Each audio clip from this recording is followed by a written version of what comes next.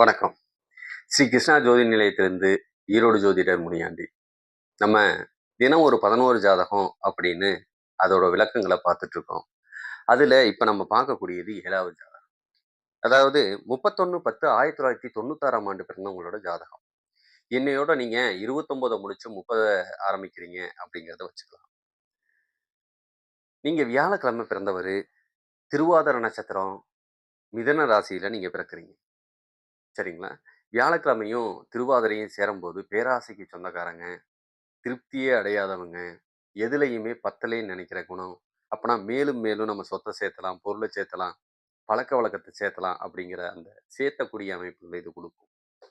திருப்தியே அடையாத அமைப்பு. இது பத்தாது. இன்னும் புதுசா ஏதாவது செய்வோம் அப்படின்னு ஆராய்ச்சிலாம் பண்றாங்கல்ல, அதெல்லாம் இவங்க தான் அப்படிங்கிறதையும் கு, கா, சா, ஞா அந்த பெயர் நாமம் கொண்டவங்களுக்கும் இந்த நட்சத்திரம் பொருந்தும். திருவாதிரை நட்சத்திரம் பொருந்தும் அப்படின்னு எடுத்துக்கலாம். எங்கேயுமே உங்களுக்கு முதன்மையான இடம் கிடைக்கும் அப்படிங்கிறதையும் எடுத்துக்கலாம். உலகத்துக்கே முதலானவன் திருவாதிரையில பிறந்தான் அப்படிங்கிறதே பெரிய விஷயம். சரிங்களா? நீங்க தேய்பிறை பஞ்சமி திதியில பிறக்கிறீங்க அப்படிங்கிறதும், உங்களுக்கு உண்டான குபேர புள்ளி, உத்திராட நட்சத்திர சூரியனோட சாரத்தில் மகர ராசியில அமையுதும் அப்படின்னையும், அடுத்தது அதிர்ஷ்ட புள்ளி கிருத்திகை நட்சத்திரம் ரிஷப ராசியில அமையுதும் அப்படிங்கிறதையும் நம்ம எடுத்துக்கலாம். அப்பனா மகர ராசிக்காரங்க, ரிஷப ராசிக்காரங்க உங்களுக்கு பாதகம் செய்ய மாட்டாங்க. அவங்கள கூட வச்சுக்கிட்டீங்கன்னா உங்களுக்கு வெற்றி நிச்சயம் அப்படிங்கிறதையும் நீங்க புரிஞ்சுக்கலாம். அவங்க மூலியமா புதுசா அதிர்ஷ்டங்களோ, லாபங்களோ வந்துகிட்டு இருக்கக்கூடிய அமைப்பு அதிகமா இருக்கும். பிறக்கும்போதே திருவாதிரை அப்படின்னா ராகுவோட தசைய அனுபவிச்சிருப்பீங்க. அதுக்கப்புறம் பார்த்தீங்கன்னா, குருவோட தசாபுத்தி நடக்கும். ஒரு 16 வருஷம். இப்போதைக்கு நடந்துட்டு இருக்குது சனி தசை 19 வருஷம் உங்களுக்கு நடந்துட்டு இருக்கு. சரி, இந்த சனிக்கு யாரெல்லாம் ஆகாதவன் அப்படின்னு பார்த்தோம்னா, இயற்கையிலேயே இருக்கக்கூடியதுல கடக லக்னமும், சிம்ம லக்னமும் முழுசா பாதிக்கப்படுவாங்க அப்படின்னு எடுத்துக்கலாம். எக்ஸ்ட்ரா பார்க்கும்போது நமக்கு மிதுன லக்னம் நல்லாவே வரும். அது அட்டமாதிபதியா அவருக்கு செயல்படுவாங்க. இயற்கையில யார் பாதகர் அப்படின்னா, சனிக்கு செவ்வாய் ஆக மாட்டாரு அப்படிங்கிற கணக்க கூட எடுத்துக்கலாம்.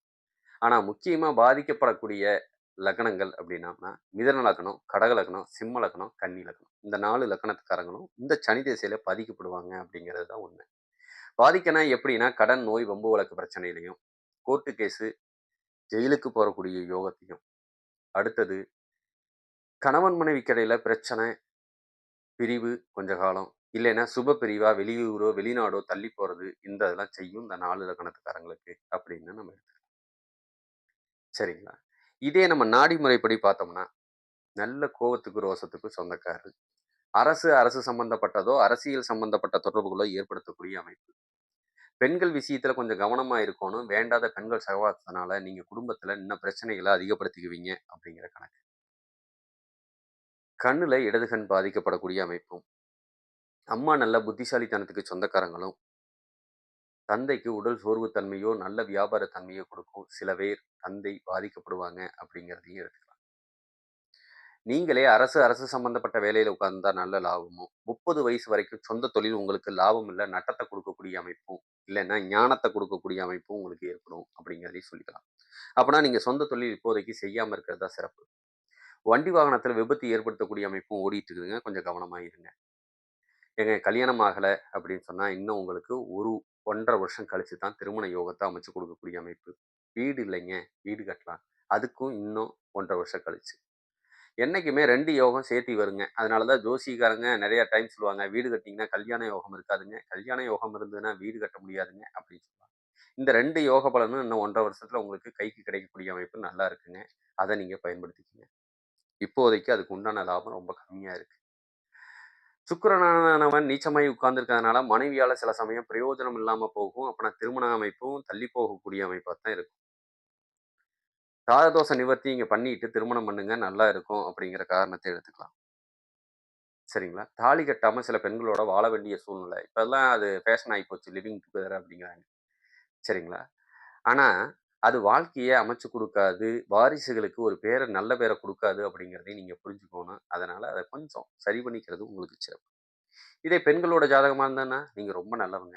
ஆனாலும், உங்கள குடும்பத்தில பெருசா மதிக்க மாட்டாங்க. உங்களுக்கு வேண்டாத கெட்ட பேர ஏற்படுத்திருவாங்க அப்படிங்கிறதையும் நீங்க புரிஞ்சுக்கணும்.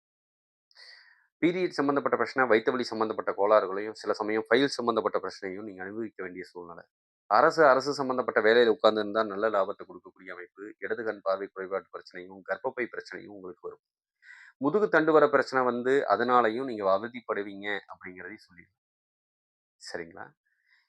இப்ப கோச்சாரத்துப்படியும் பார்த்தீங்க அப்படின்னு சொன்னோம்னா, பலன் நம்ம சொல்லிட்டோம். வேற எதுவும் ஜாதக ரீதியா உங்களுக்கு தகவல் தேவைப்பட்டா, ஸ்ரீ கிருஷ்ணா ஜோதி நிலையத்தை அணுகுங்கள். உங்களுக்கு உண்டான பலன் உடனுக்குடன் கிடைக்கும் அப்படிங்கிறத சொல்லிட்டு, நன்றி. வாழ்க வளமுடன்.